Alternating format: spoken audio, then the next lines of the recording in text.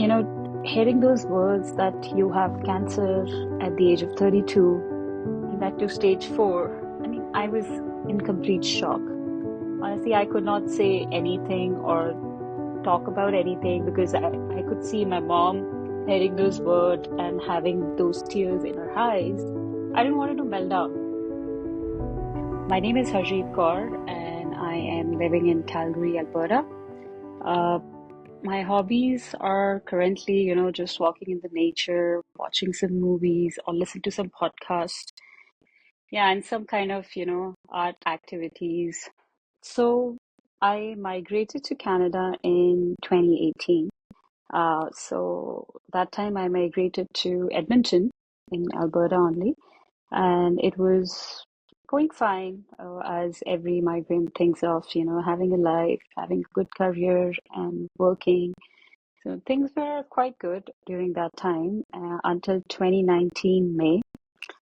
So May 2019, around mid or end of May, I started having fevers, and it went off like it started with high fever. So it was just very normal for us to go to the family doctor and, take some medications and see why is this fever and stuff. So I was just told that, it might be a viral or a flu. Just go back home, take Tylenol, things will be better.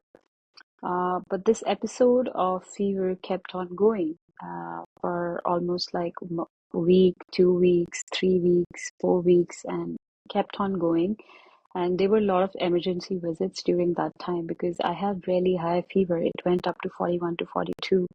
And my husband took me to the emergency a couple of times. And so we had to wait there for 6 to 7 hours to, get into the ER and, get treatment. So I was told that, I just have fevers, no other symptoms. So I should go back to home and take Tylenol. It might be a viral or a flu. So things were just going on, and almost a month passed by with high fevers, and then I started having chills and ulcers, and I could not eat anything. So we kept on, just asking for help and asking for answers that why I'm having these fevers. So finally, my family doctor actually she referred to an infectious disease specialist at UFA, University of Alberta Hospital, and we went there. And same episode, I was told that you should mark down your fevers, take Tylenol every 2 hours. It can be just viral or a flu because you don't have any other symptoms. My all blood works were fine. There was no, sign of anything. And like this, 1.5 month passed by with fevers and chills, and it was so overwhelming for my husband to, take care of me. He was working, and then he has to be back home because I had chills and fevers, and I could not eat or drink anything. And during that period, we really fought hard. We advocated that we need answers, we need to get the scan done, or we need to get some other things to know the answers. And finally, they agreed, and they did the CT scan. And I was told to admit to the hospital because they saw some unusual activities and they wanted me to get into the hospital. Uh, and they wanted to do some aggressive tests and scans. So I was in hospital from June until I got the diagnosis, almost 2.5 months. And I was treated as a research patient. So many doctors came to see me, but there was no answers. I had all the tests and scans and MRIs and biopsies. I mean, there were so many aggressive and, tests, scans, surgeries, biopsies, but there was no answer. There were no answers. My body was not actually showing any other symptom apart from fevers and chills. And then I was on IV fluid every day, which made my body swelled up completely. And finally, we used to actually get all the reports and share it to our family doctor back home in India because we just wanted to know what's going on. And, advocating and not getting any answers was really frustrating for us. And finally, we thought of, let's just, like my husband thought of taking me back to India so that, we can get some other tests and see what's going on. So we told the team in the hospital that, we need to discharge Harjeet and we are taking her back home, but we just have to make sure that how we can take her back. because she's on high fever, she gets chills and stuff like that. So it might be very difficult for us to take her to 24 hours flight. So by that period of time, one of the doctors came in and she said that we need to do one more last biopsy. It would be a skin biopsy. Before that, I had a bone marrow biopsy, a breast biopsy, and other biopsies. And we were not agreeing to it. But then finally, we said, yes, okay, maybe this is the last result. And you guys go ahead and do it. And suddenly the doctors just rushed in, and my husband was with my family doctor. He was not in the hospital. She just rushed in and she said, Harjeet, we don't want you to go. We got the diagnosis, and it's subcutaneous panniculitis T-cell lymphoma. And honestly, I was like, my reaction was, what is it?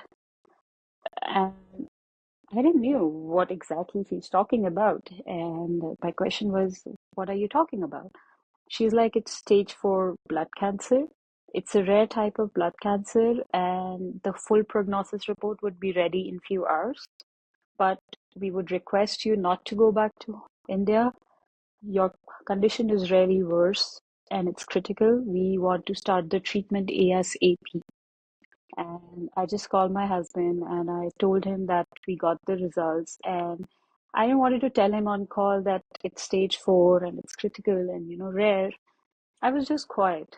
I My life was completely flipped and I didn't have any clue what's gonna happen next. I had so many questions at that time. Why me? What I've done? And I'm just 32. All those things were just kept on going. And they started the treatment. So I had my first chemotherapy on 28th August 2019.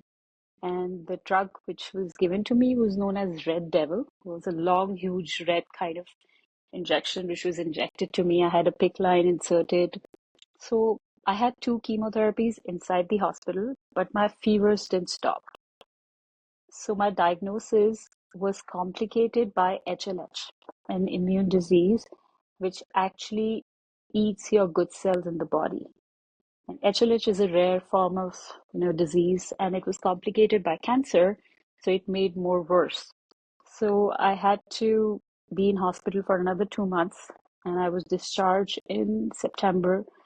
The worst part was to tell everyone around, and my close friends, my family, and I was not ready to talk about it. And I went to that zone where I just stopped talking to anyone and I just, went off the ground. I didn't want to do anything on social media. I didn't want to tell anyone. Everything was done by my husband and my mom. They tried to tell my dad in India, my back home family. My dad flew to Canada after he heard about this news. And my friends, my close friends came to see me. So I had a good support system that time.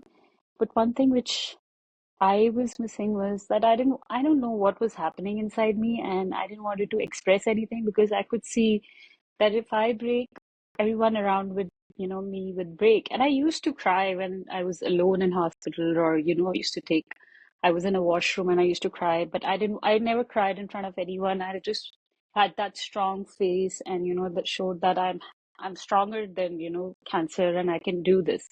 So all these things happened, and then after 3 chemos, the doctors wanted to do a PET scan, and then we got to know that the chemos were not working in my body completely. Some of my cancer cells were not reacting to chemotherapy, and I still remember the date was November 2019, and we were called to hospital, and my oncologist was like, "Harjeet, what's your appetite?"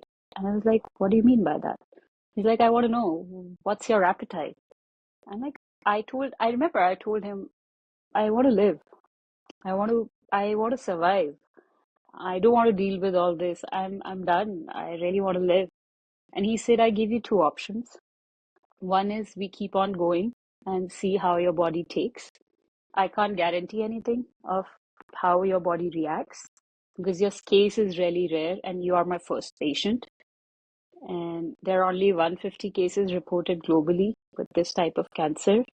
And it's really rare symptom to be diagnosed. And this happens generally with the young kids, or it happens to 60 plus people.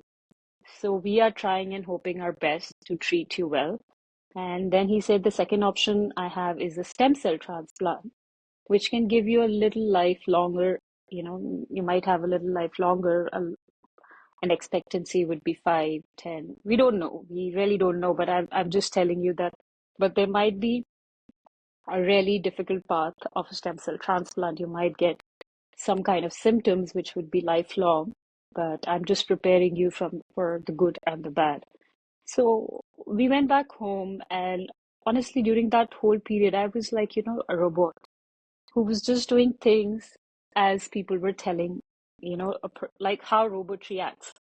We went back home and I was completely shattered. And I still remember I just went inside the room and I barred my door and I just wanted to be alone. And outside, my family, my husband, everybody was discussing that what's next we should do. We should go for a stem cell transplant. I just lost hope and I thought that I'm not going to survive this. Everybody wants to try something or the other on me, but that's fine. But I don't think so anything will happen or any good thing will happen because this is just making things worse day by day. And I don't know if I'm ready for anything else. So they just talked to me and they said, we are going for stem cell. And say with my team, we need to do the stem cell transplant. And they did the testing. So my brother was 100% match. He was my donor and my team, health team. And, they were really happy because this is also a rare that someone is 100% match of a sibling. So they started the preparation of stem cells. So before stem cell, they tried to do more chemos, more aggressive chemos, and some different regimen to make that, into me to make my body into partial remission for, so that my body is prepared to do a stem cell transplant. December 2019, I just woke up one day and I wanted to know about my fertility and I wanted to know how my body is reacting to all those things. And I spoke to my doctor and I wanted to see a fertility specialist. And they told me that because my condition was worse and my chemos were aggressive, so my body stopped producing eggs and I've lost my fertility and I'm gone into an early menopause.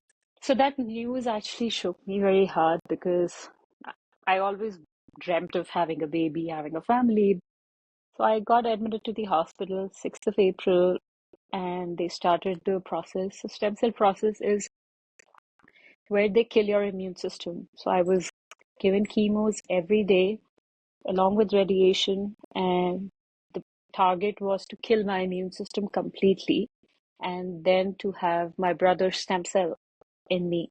And those 8 days were very, really difficult for me and painful because I had to go to chemo every day and radiation every day. Slowly, I started, having that weakness and I could not eat anything. I was on feeding pipe, I was on oxygen pipe. It was so painful that I was on pain pump. Every few seconds, I used to take pain pumps.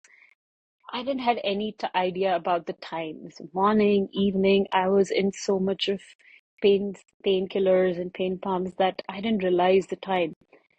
And every day was really worse, getting worse every day. And the only hope I think which kept me alive during that time was I need to be there next day to talk to my family. I used to do FaceTime to them. I used to listen to them. I used to see them. My family used to call me, my friends used to call me. I used to just see them and listen to them. I could not talk much. I could not do anything, but there was always a hope of, getting wake up, getting up next day. So, I mean, it was really challenging. 2020 was really challenging. I know it was COVID. Everybody had like different challenges in their life, but it was worse for us and our family, like, dealing with all this. So, because it was rare, and I used to still get fevers after my treatment. So, earlier it was every week I used to get blood work. Then it moved to 2 weeks, 3 weeks, and now I am 3.5 years old, technically. So, it's like every 3 months I do blood work, and then I have a PET scan, PET CT every year, which is in April. So I have coming up in April a PET scan, which they do it normally. So whenever I ask my oncologist about it, he's like, we can't say anything. I mean, I take you every year and I need to see every year progress. So, so whenever I ask any question about how much life expectancy I have or something like that, he's like, Harjeet, you're doing good. So trust me. I'm happy with your thing and you're doing good. Do whatever you want. You just keep on trying your best and, just see and hope for the best. So, and I really like that thing with my oncologist because during my whole journey, so during that stem cell process, I started writing my journey. I started writing my experience because at that time I thought maybe I'm not going back to my family and I really want them to know what I've experienced, how painful was it for me to deal with all this at this age. That's how the blog started. And when I came back home, I was getting better every day. I started writing more of my journey. So I wrote my complete journey until stem cell transplant, how every day was and how things were, small, small things, just because I wanted to write those things, what all was going. I'm happy to help and support more and talk about it more, especially in our culture because people don't talk. I feel when it comes to your health, I feel you have to advocate. If there is small thing which you feel is not right, you need to advocate. You need to have answers to it. And it's really important, especially, I think, as I mentioned earlier, being a young adult, it's really difficult for team or doctors to understand what you're going through. And nobody thinks, oh, you have a cancer or you have something else because you don't have a family history, right? So I think when it comes to your health, you should really move forward and ask questions.